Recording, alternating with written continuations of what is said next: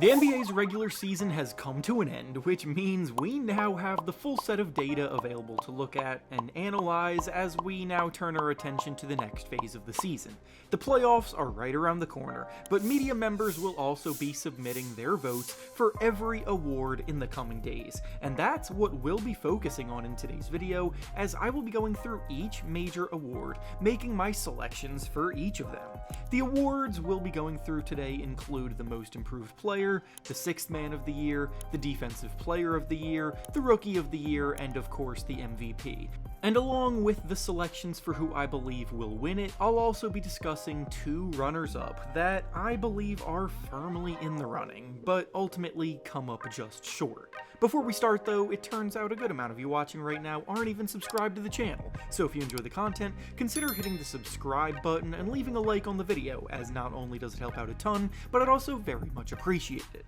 Now with that being said, let's begin. Starting with the Most Improved Player, my winner for the 2025 NBA season is Dyson Daniels of the Atlanta Hawks. Daniels came to Atlanta looking for a fresh start after two disappointing seasons in New Orleans to start his career, and his skill set was maximized to the fullest, starting next to Trae Young in the lineup. With Trae being a high-usage elite creator and floor general, Daniels could really focus on what he does best, which is provide elite perimeter defense, handle the ball in a more secondary role, make smart passes without forcing things, attack the basket, and do all of the little things that it takes to win basketball games. His game is not flashy, and he's not an elite shot creator or scorer, so it's easy to be more excited about the progress of more other exciting players, but Daniels' improvement this season is by far the most substantial across the board, and he's a legitimately impactful two-way player now after struggling to even get consistent minutes in the first 2 years of his career. Daniels went from averaging 5.8 points, 3.9 rebounds, 2.7 assists, and 1.4 steals per game while shooting 45% from the field and 31% from three last year, to now averaging career highs across the board, nearly tripling his scoring output, putting up over 14 points per game, about 6 rebounds and 4 assists per game, a league-leading 3 steals per game, while shooting a career-best 49% from the field and 35% from three. He should be getting more buzz for Defensive Player of the Year too for his lockdown work on the perimeter, but either way, he's now exactly what a team would want from a role player in the starting lineup.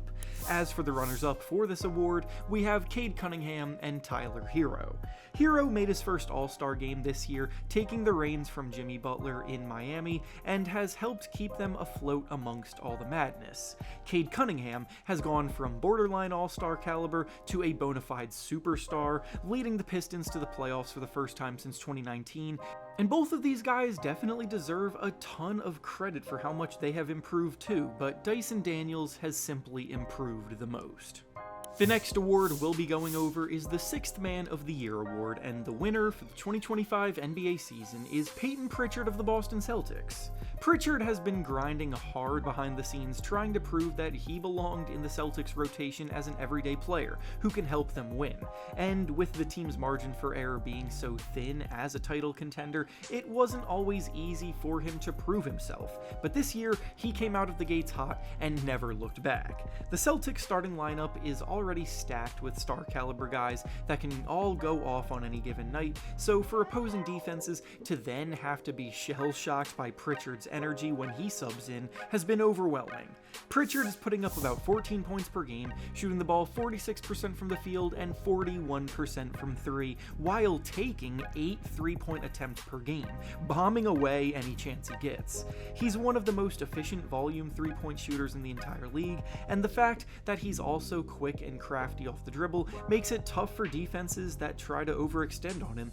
because if given the chance, he'll blow by you and get to the rim too. He's got 22 games scoring 20 or more points this season, including a 43-point outing against the Trailblazers, and every time the Celtics are shorthanded, he looks like a borderline star filling in. Now, as for the runners-up for this award, we have Malik Beasley and DeAndre Hunter. The Pistons teams of the past were horrific shooters of the basketball, so bringing in Beasley and his sharpshooting has been a blessing to their spacing, as he's been sinking 41% of his threes on 9 attempts a night. Hunter Garner has actually been the leading scorer off the bench in the league this season, scoring an efficient 17 points per game for a combination of the Hawks and then the Cavaliers after he got traded there, and honestly, any of these three guys could walk away with the award, and it would be justified. The next award up is the Defensive Player of the Year, and my winner for the 2025 NBA season is Evan Mobley of the Cleveland Cavaliers. Mobley has been one of the league's premier defensive talents ever since his rookie season, and every year he gets better on both ends of the floor. He's one of the most versatile defenders in the entire league, as a 6'11" big man who ranks in the top 5 of the league in blocks per game, contesting everything he can around the basket, forcing opponents to shoot 8.7% worse than usual in the paint. He's so light on his feet, comfortable switching onto any matchup and holding his own on the perimeter too. He rotates well off the ball, providing fantastic help defense if a teammate gets beat, and he's doing all of this on the best team in the Eastern Conference, which also needs to be factored in. Now, as for the runners-up, we have Draymond Green and Lou Dort. It really bugs me how the Defensive Player of the Year race seems to be playing out right now, though, because it is looking like Draymond is going to be the one to take the award home, and him winning it will have basically come out of nowhere over the last month. He was not even remotely in the conversation until March, and then he went on his podcast begging for consideration in the race, so the media are just going to reward his begging? Draymond is of course a Hall of Fame level defender, as he has been for his entire career, but he's far from where he was at during his peak, and there's nothing out of this world about his defensive resume either this season to be stealing the lead this late in the year. The Cavaliers have a better defense with Mobley on the court than the Warriors do with Draymond. The on-off numbers of Mobley beat out Draymond, the impact metrics favor Mobley, and Mobley's on a better team. As for Dort, he's an elite perimeter defender that has been hounding opposing perimeter players all season long,